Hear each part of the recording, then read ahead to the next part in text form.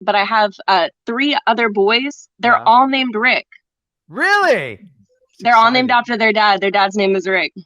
I told my daughter, when you have a kid, you're gonna name it Rick. She's like, It's a terrific name. it There's is. so It's many easy. nicknames. I got Ricky, I got Rico. Like it's great. Um, they've been, you know what? I've kind of gotten like I'm trying really hard to find an avenue where I can make some money. Okay. So I've had like last week I went really, really, really deep into wholesaling, and this week I kind of was trying to do more like affiliate marketing type of stuff, but Mhm. um I'm going back into wholesaling this week because I actually was pretty successful with it. And then I just kind of got disheartened. So let me tell you about what happened. Okay. So the first person that I got in contact with that was interested, they hated my offer. I used the formula that you guys have. Like I have it up on my board here, like all of Okay. the stuff that you guys have, like about the Excellent. repair costs and the max allowable offer and like Uh-huh. the motivation, condition, time frame, price. She did not like the offer, the lowball offer. So she got mad and she hung up. Okay. So the next person that I got in contact with, they were um they had okay, right? So their property was listed at 204. It was listed and the listing expired after like 104 days. I think it was off of a code violation or a tax lien. Okay. Um so I kind of thought that I hit the jackpot because the price on PropStream and batch leads, it was valued at like 275, 290, and they had listed it for 204 and then the listing expired. I was like, oh, like this could really be a great move. Hmm. So I went and I called them, and when I spoke to them, I offered 200, like thinking that they were going to go up to 204 and then be like, oh, well, if you're going to give me what the listing was offered as, that would be great. It was this super, super old lady, okay? And she seemed to not even know that her property was listed. I don't know if she was just playing with me or Yeah. what happened. She was like, "Oh, it was listed. Like I didn't know." And she was like, "Oh, no, definitely way higher than 204. I want something more like 300,000." Yeah. And so I said, I was like, "Okay, well, let me go talk to my financial advisor and see what I'll be able to offer you."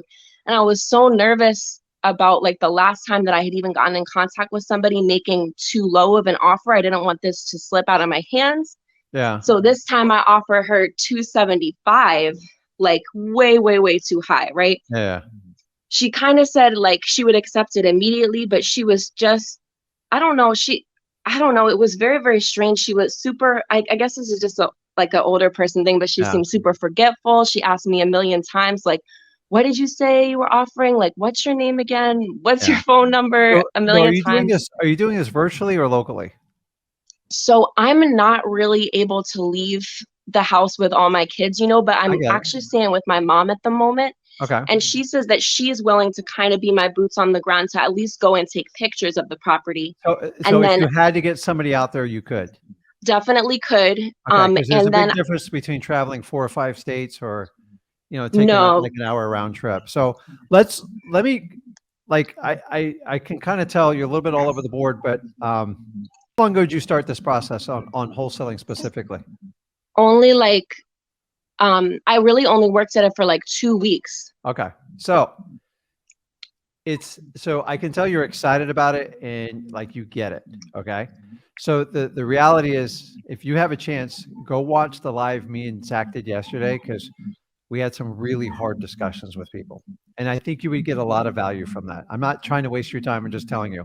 Okay. So I don't have that same conversation with you because I want you to get something from this call. Okay. I actually saw that. I saw that where you were talking to the young man It's about just like I had saw a guy and like, determination. listen, I don't do anything to embarrass people, but he was discouraged after 250 calls. I'm like, dude, you have like that's an average setting for one of my employees in a day, just like in the evening to make. Like we do it every day, nonstop, 6 days a week.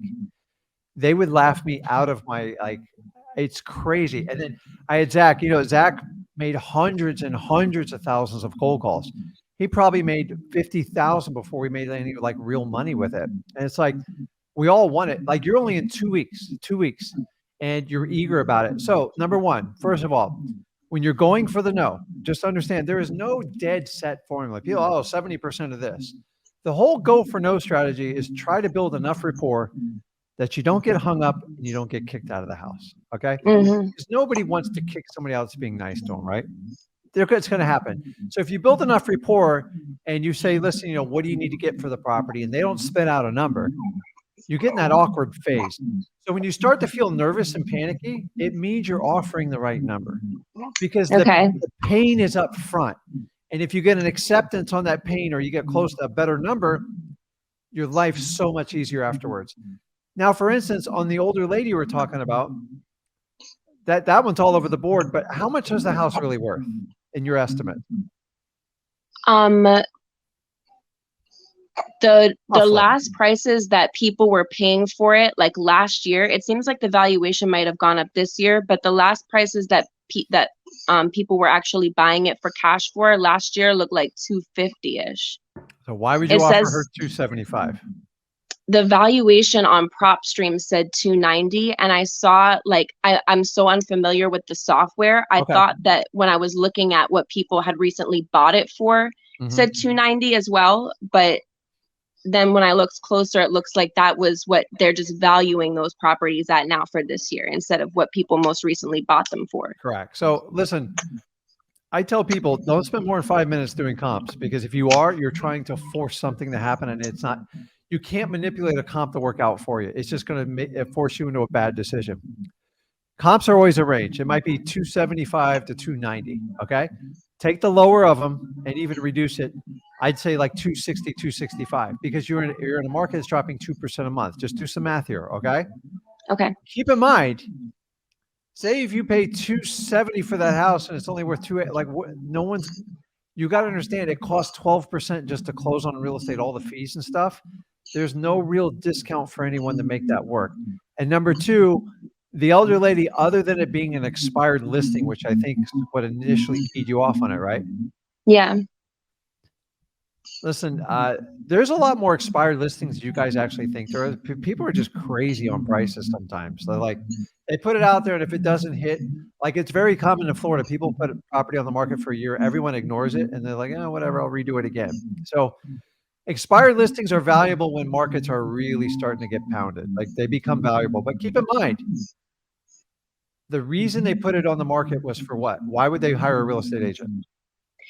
That's like, I guess she's saying that they want to downsize. They want to sell their other properties. So the problem is, I will tell you this, little old ladies, unless you can get the right motivation basically on the phone, you got to go see them in person, because it never works on the phone.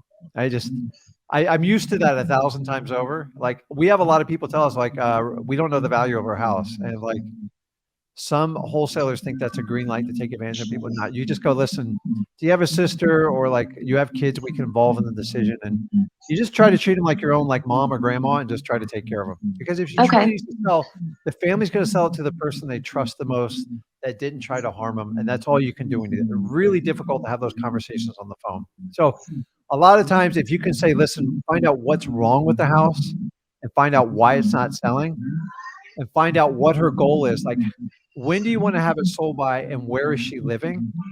The biggest challenge for any person selling a house is where they're going to move to. An older person, it's even more critical, because a lot of older people, they can't have a 2-story house because they got to get around. So start asking quality questions like that with old people, and just try to guide them like you would like like an elderly member of your family, and just take care of them. But you're just going to need a lot of quantity. You've got to like work on not being.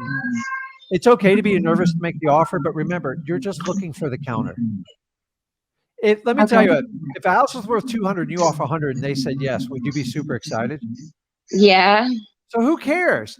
Here's the problem. If you offer 170 and they off the bat and they go, I'll take it, that's awesome, how are you going to feel?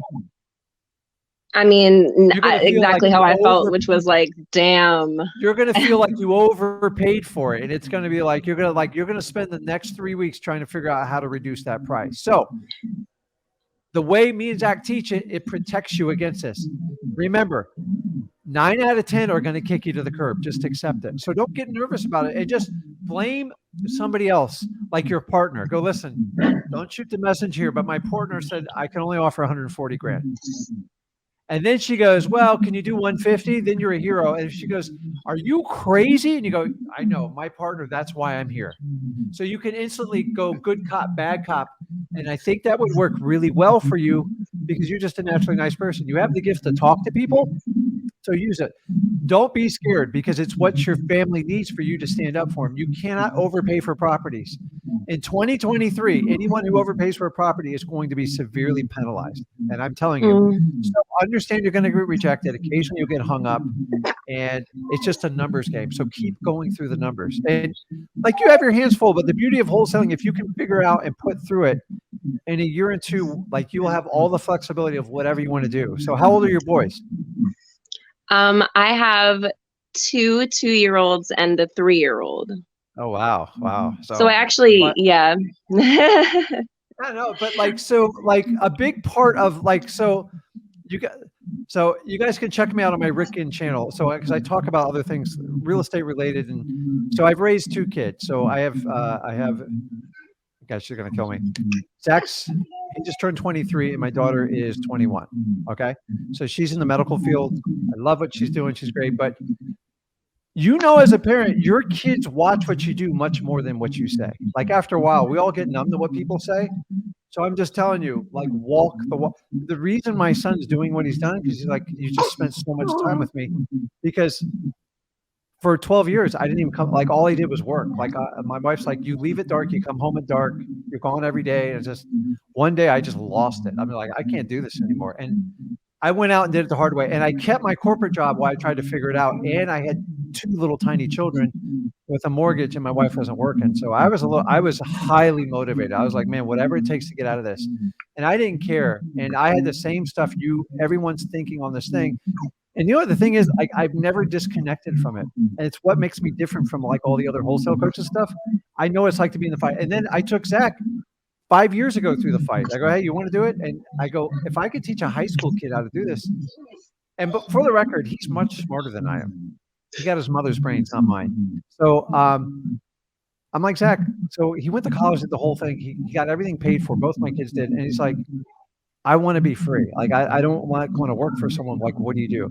And I thought I was protecting my kids by like, well, and I was really hard on him. Like, here's bandit signs. You pay for them. You answer the phone. And if you don't survive, it's a tough world.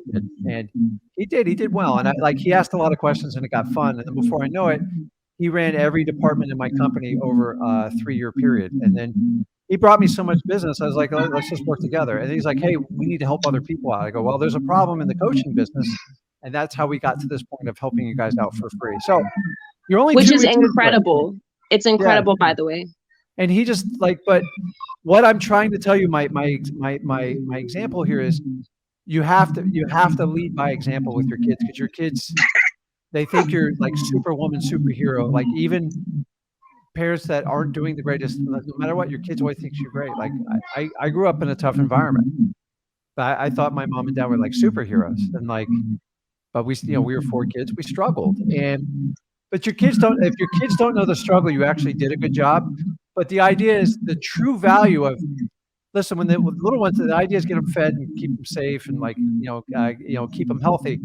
But when they get 14, 15, you're like, okay, I'm not going to accept what my parents did the best they could. So now I know everything. How can I do it? And the best thing once they get to those preteen years is show them what you're doing. So you got a long way to go before that time comes. And I'm telling you, if you lead it, the only reason Zach followed me is he goes, I just enjoyed being with you, and how can I spend more time with you? I'm like, holy crap, this might work out. And it was like that. So what you guys don't know, my wife works in my business. She doesn't want to be on camera, and I don't blame her. So it's right. We run like a true family business, and like wholesaling gave me that gift. So everything we do is like about our family and what we do. And your kids, like, guys, you're in a different world. They do not have to go get a regular job. I have no problem with people have a job. I had a job for a long time, but if you have the ability to get the freedom and like really get financial freedom and freedom of your time, like I would never have to work another day in my life. Now I'm 52. But I tell you guys, I kind of did it the hard way. I did 7 years of wholesaling all by myself.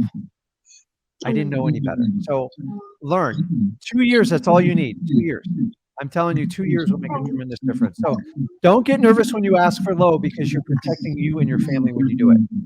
Nothing worse than overpaying for a property. On the affiliate marketing thing, just if you want to do it and it's an established business and it's cash flowing, I understand we have to juggle things, but you're going to have to make a decision at some point because it's hard to do two things, especially if affiliate market's new to you and you don't have a history doing it. Trying to do two new things at the same time is hard. Right. Okay. And I just one more question. By the way, like you got what you guys are doing is awesome, because a guru recently tried to reach out to me, and if it weren't for you, like I would be so tempted by these things, but you're literally giving us a new perspective on. Hey, listen, here's what I say. You guys can use me, and if it doesn't work, you can go pay the guru. Like, so why wouldn't you do it that way? So it's it just so guys, listen, I already said, I already told you, I've given you full disclosure. I've paid for people before. That's never been my problem.